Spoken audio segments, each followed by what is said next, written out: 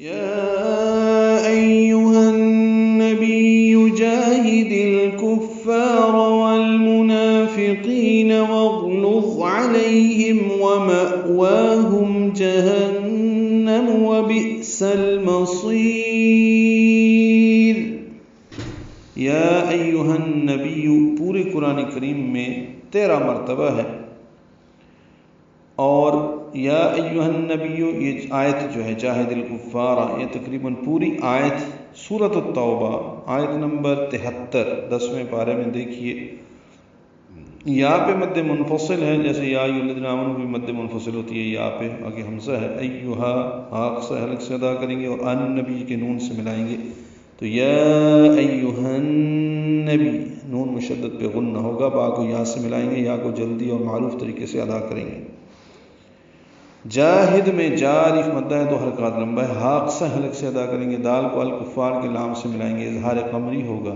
جاہد الکفار، کاف کو فا سے ملائیں گے، فا الف مدہ ہے، 2 حرکات لمبا کریں گے، را پر پڑھیں گے لیکن را کو جلدی پڑھنا ہے. جاہد الکفار والمنافقین، یہاں پہ بھی والمنافقین میں لام ساکن پہ اظہار قمری ہے، منافقین میں نون کو 2 حرکات لمبا کرنا ہے، قوف پر پڑھنا ہے، قی یا مدہ ہے.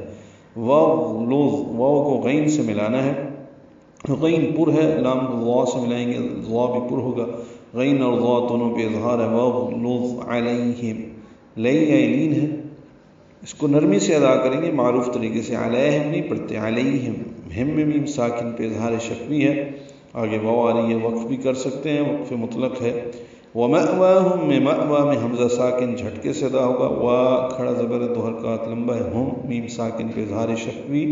جہنم نون مشدد پہ غنہ اور میم ساکن پہ اظہار ہے. ومأواہم جہنم، یہ وقف اظہار ہے، میم ساکن پہ اظہار شفوی.